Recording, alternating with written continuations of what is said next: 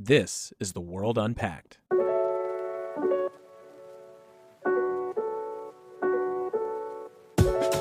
I'm Doug Farrer. Welcome back to the World Unpacked. We talk about China a lot on this podcast, and obviously the relationship between the United States and China has been on the decline for several years. But it wasn't always like that. For a long time, the United States and the West believed that robust engagement in the private sector and civil society between them and the Chinese would lead China to a more open, democratic, and collaborative mindset. But what we've seen instead is a more authoritarian and more aggressive China. Tech is probably the area in which the United States and China have collaborated the most.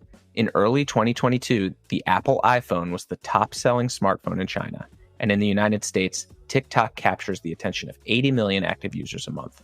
In 2021, the United States commanded a 54% market share in the global semiconductor industry, and China has long been the world's largest importer of semiconductors and the biggest customer for major U.S. companies producing them. So if we're going to go through a decoupling, a divorce on tech, how does that look? And how do we do it so the United States comes out on top? Here to help me unpack this is my colleague, Jon Bateman. He's a fellow in the Tech and International Affairs program here at Carnegie and a former intelligence officer in the Defense Department. And he just released a report called U.S China Technological Decoupling, a Strategy and Policy Framework. Here we go. Jon, tell us a little bit about your background and your career. Yeah, sure, Doug. So I've been working at the intersection of technology and U.S. and global security for about 10 years now. Most of that time I spent in the intelligence community. I was an analyst looking at foreign cyber threats and other national security threats. And I also worked at the Pentagon, most recently serving as a special assistant to Chairman of the Joint Chiefs, General Dunford. So I've had the opportunity to think pretty broad and for a long time about some of these technology threats and opportunities the United States is facing.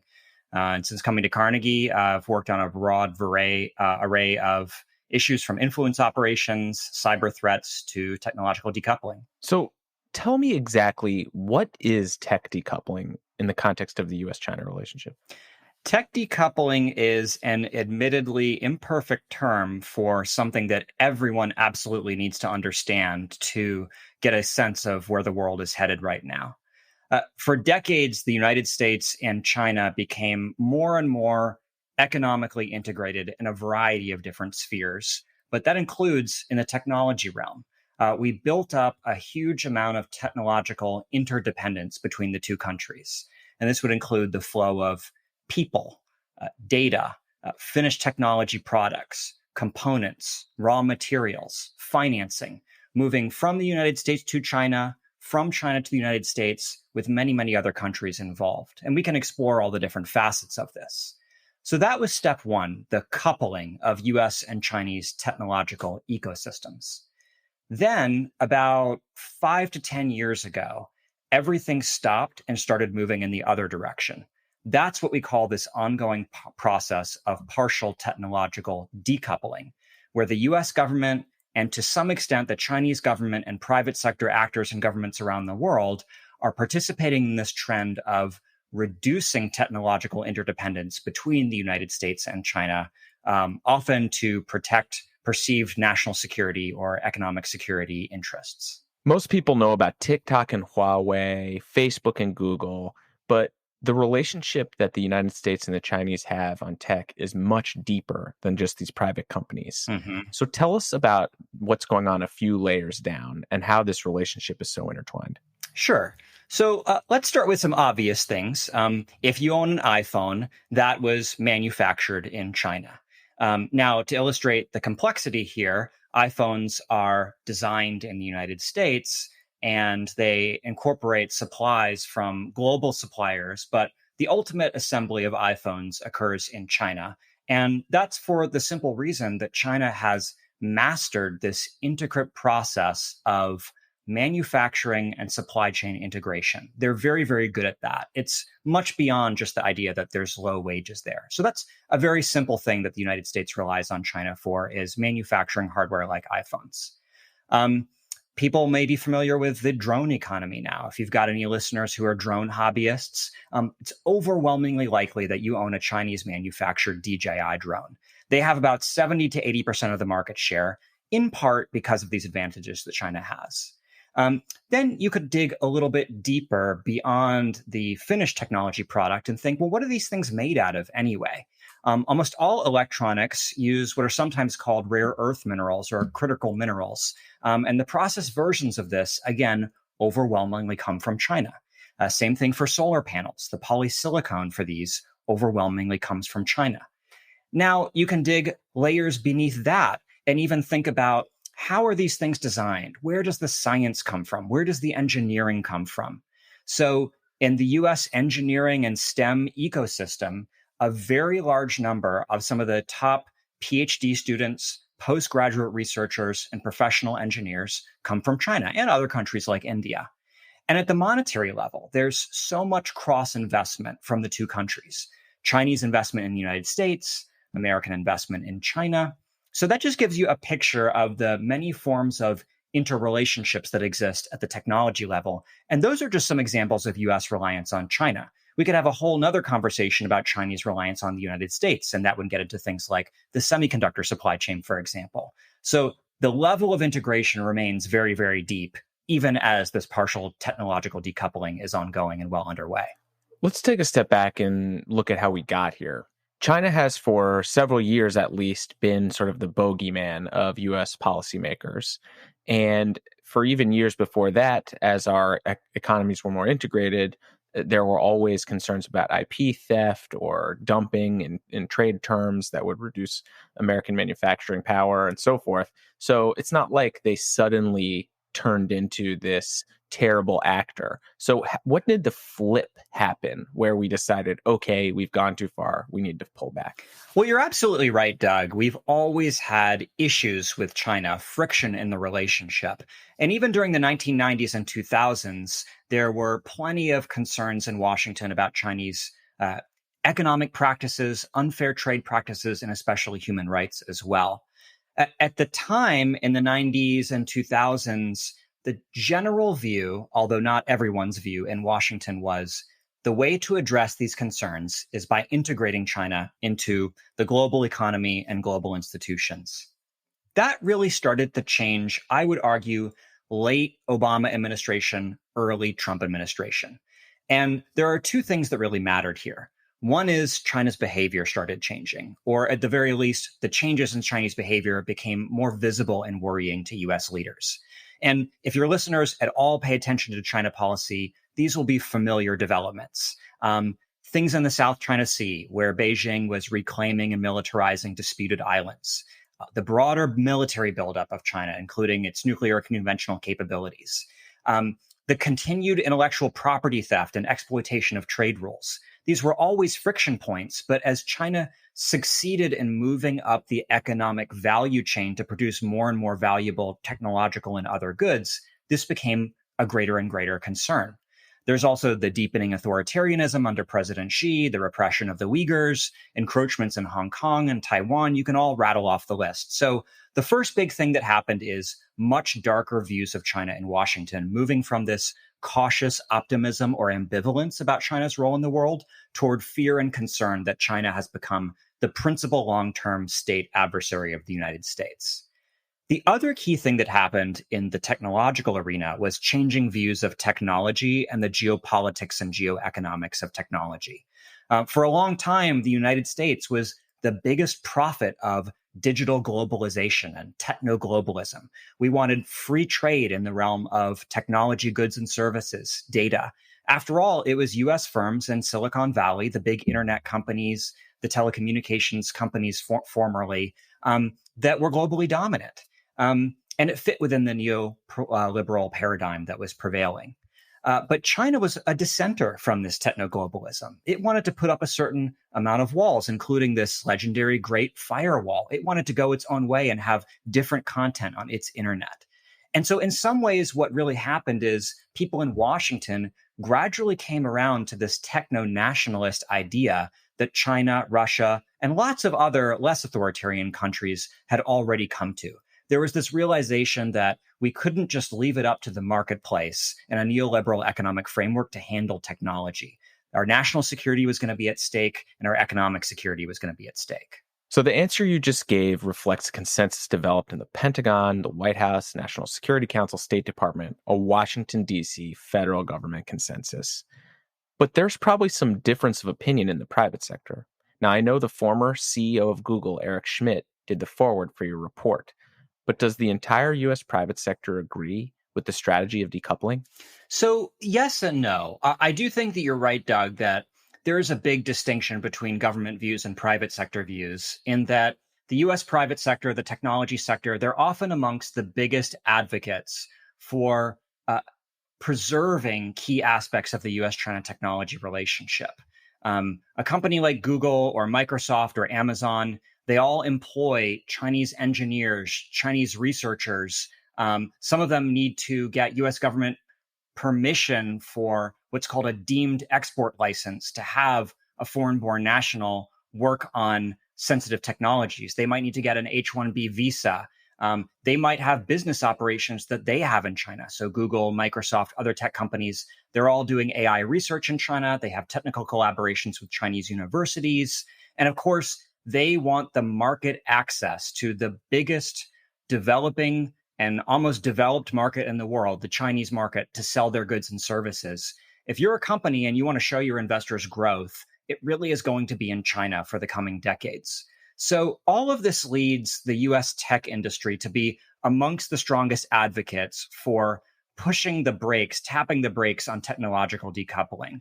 The complexity is that US companies, particularly in the tech industry, are also on the receiving end of a lot of the practices that the US government considers to be unfair that China perpetrates, whether that's cyber-enabled IP theft, whether that's discriminatory regulation and licensing or market access barriers inside China.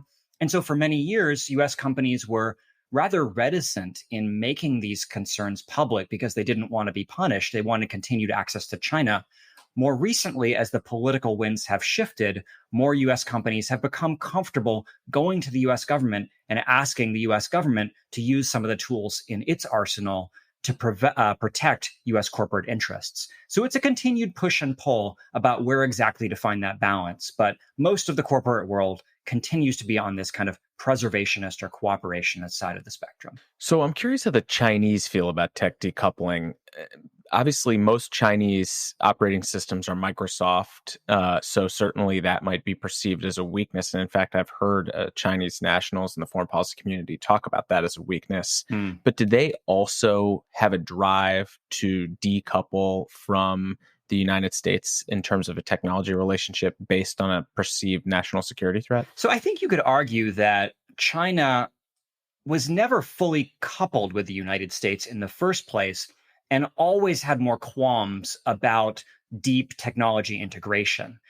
Even as we're reliant on China for many things, they've tried to put up some walls. We already mentioned the Great Firewall, right? I mean, that's really the first shot across the bow. If you think about a technological decoupling, China moving to its own distinct version of the internet at the content and application layer.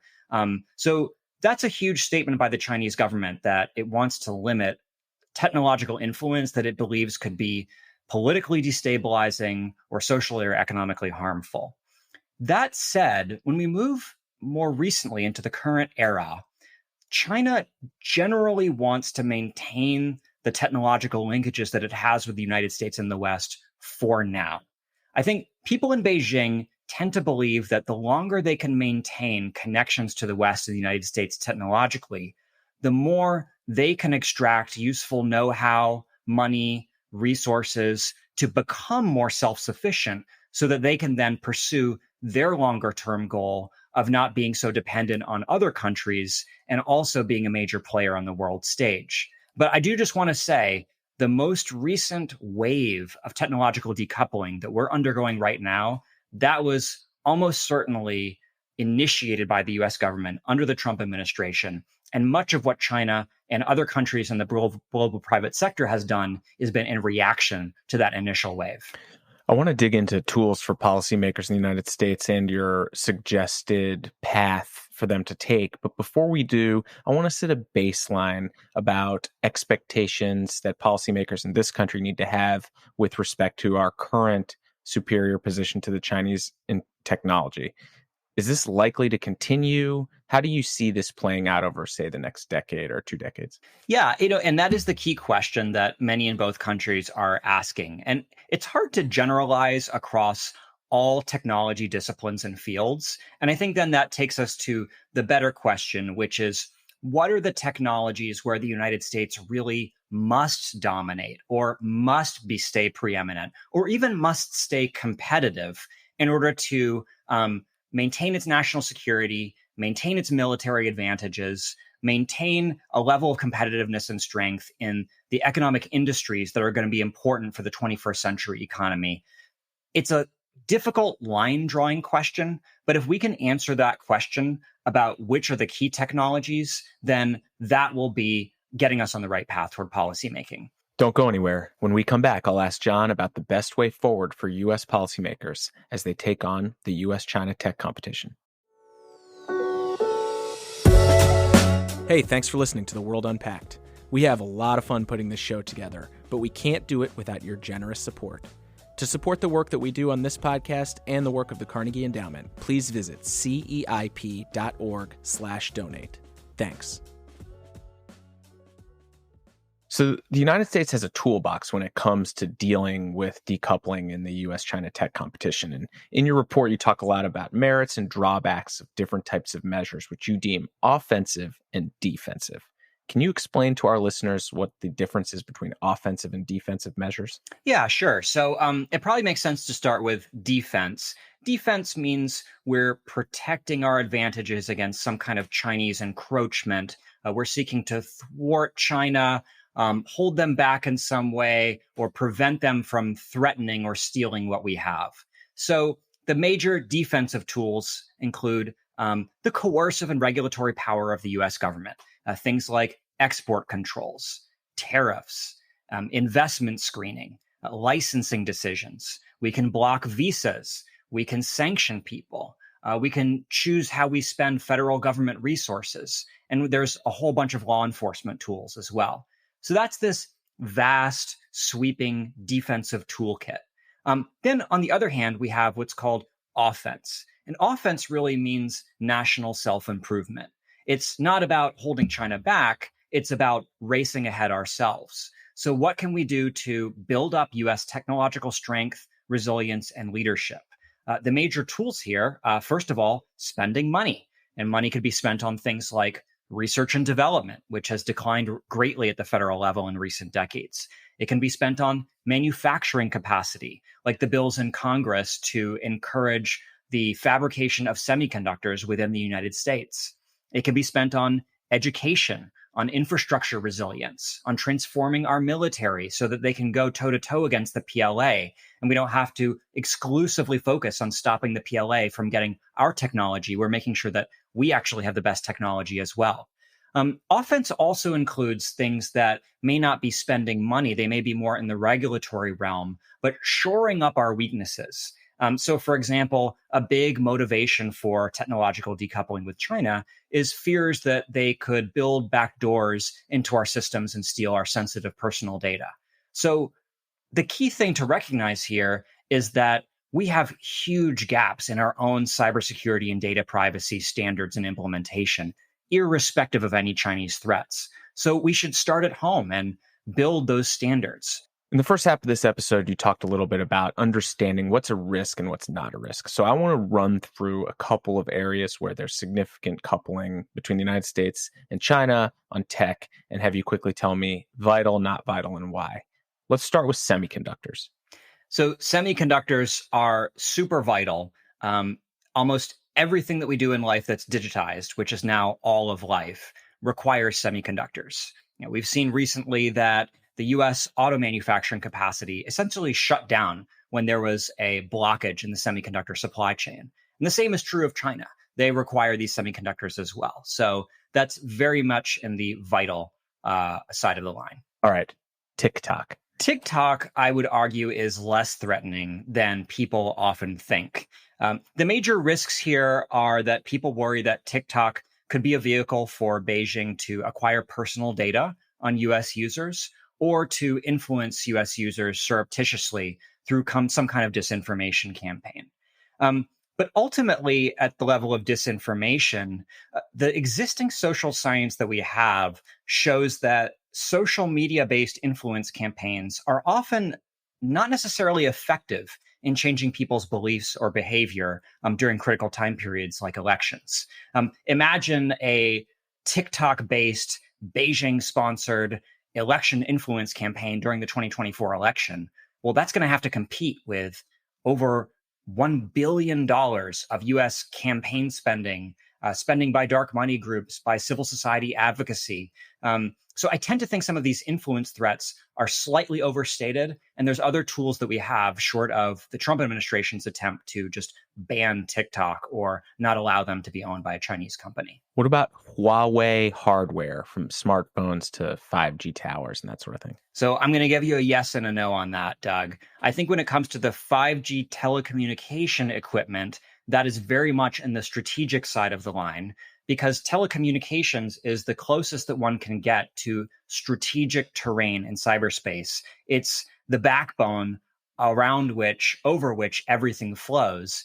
And 5G as the next generation is a really long-lasting infrastructure that's going to be installed on a one-time basis around the world and used for many years or decades to come.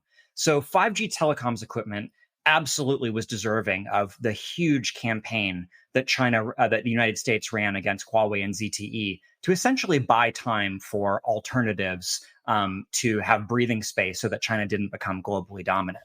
About the risks of allowing any company or entity that is beholden to foreign governments that don't share our values to gain positions of power. But Doug, the other thing you asked for is about smartphones. Smartphones made by Huawei, no less, are not necessarily as threatening. There's a company called Honor that was formerly a part of Huawei. They sold some of Huawei's smartphones. Now it's been spun off into a separate company. Now, just because something was formerly owned by Huawei doesn't mean it's particularly strategic, either from a national security or economic security point of view. Just so the listeners know, Honor smartphones are not really being sold in the United States. So that's not really the issue here. What about visas for Chinese students, scientists, engineers who seek to come study in the United States? That a threat or not to be worried about? So let's start with the vast majority of visas, which are given to Chinese undergraduate students. Now, these are people taking regular college level classes. They're not doing significant research at a cutting edge. These people are not threats whatsoever. And this is the vast, vast majority of visas being given. What these people do is they pay full freight at public and private US universities and essentially cross-subsidize the educational opportunities for Americans, which is so important at a time of increasing attention to social mobility within the United States. But then you can draw a distinction between undergraduates and graduate students and researchers. A select subset of those are of concern if they're working on cutting-edge, dual-use technology that could be brought back to China, implemented by the Chinese military.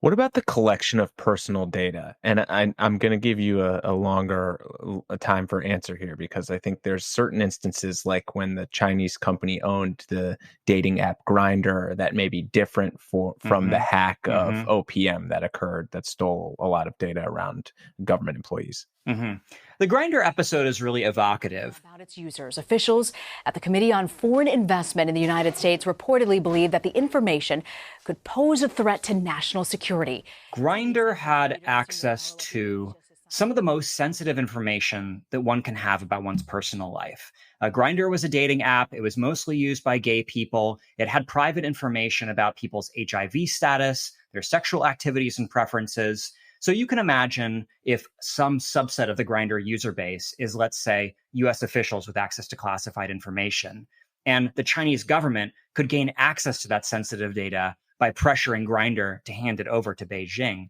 that could be an intelligence goldmine for China. So it made all the sense in the world for the US government to essentially force this Chinese company Kunlun to unwind their purchase of the American company Grindr.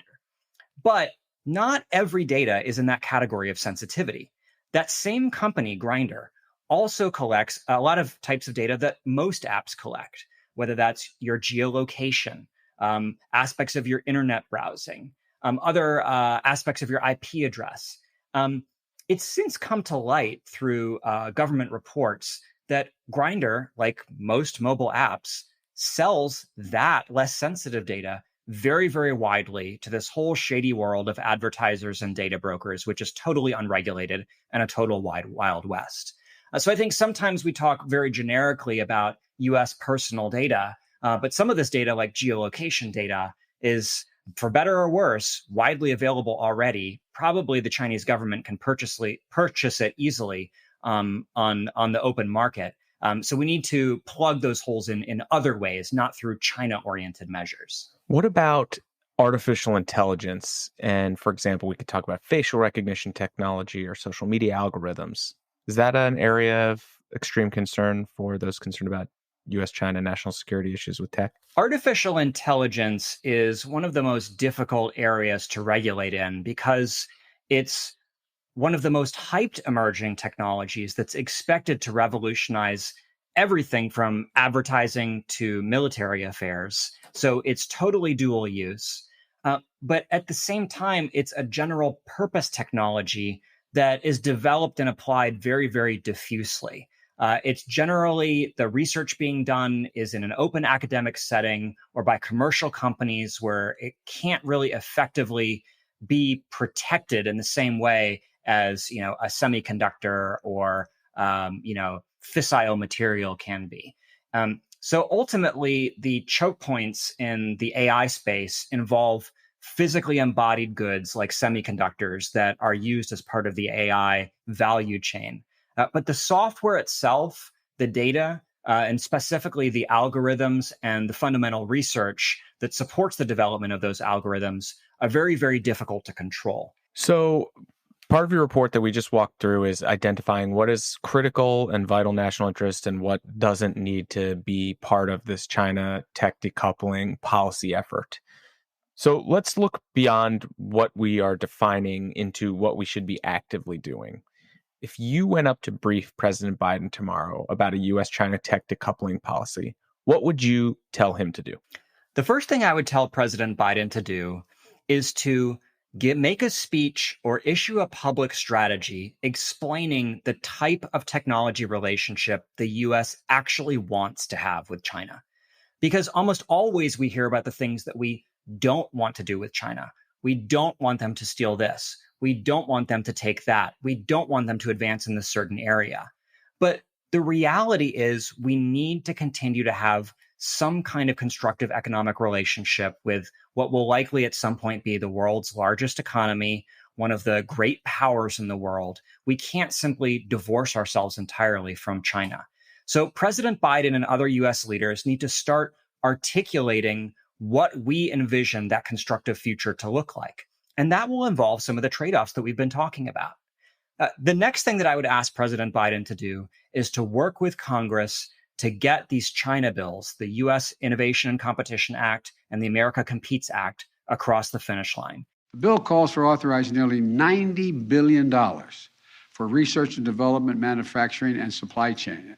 These are huge investments in so-called offense and national self-improvement. And this needs to be the beginning of an offensive shift where the government takes a stronger role in investing in and nurturing U.S. innovation, competitive strength, and technological resilience. And then the last thing that I would ask President Biden to do is to be very selective in the creation of new restrictive measures targeting Chinese tech, whether that's export controls, investment screening, the visa bans, the sanctions, the law enforcement efforts. These can be powerful, useful, and sometimes necessary efforts, but these should be secondary to the self-improvement.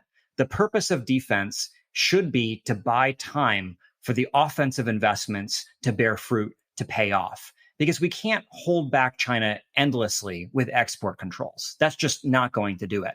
A lot of your report cautions against the speed at which we appear to be decoupling at this point. What are the risks of us going too far? Yeah, so there's lots of risks of going too far in terms of decoupling. So, for example, if we make it so uncomfortable and impossible for a Chinese student to get a visa here, then it's likely that more and more of those students will simply be diverted to other Western countries where they might get access to similar sensitive technology, but we no longer have the top talent in the United States. And in a worst case scenario, if this becomes a bit of a geopolitical football and Chinese students are actually discouraged from coming to the United States, that could cut off this very important spigot of undergraduate tuition that we get from China that cross-subsidizes U.S. universities and educational spending on American students. So that's just one example of how, if things tip too far, ultimately it could create a runaway effect that's no longer in the U.S. interest. And I worry a lot about the feedback loops by which one restriction could lead to another, could lead to another, could lead to another.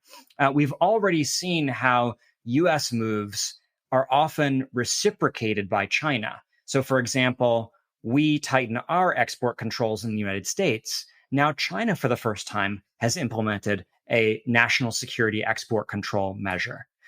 We order companies like TikTok to be divested from Chinese ownership and put in place mechanisms to delist Chinese companies from the U.S. stock exchanges. China then takes reciprocal measures to also discourage Chinese companies from involvement in U.S. investment world. So enough of these things build up, and eventually they take on a life of their own. And it could be that President Biden or a future president no longer has the level of control over the pace and scope of decoupling that we've been able to enjoy so far. And if that happens, we could race off of a cliff and no longer be able to mitigate some of the harms and risks of decoupling.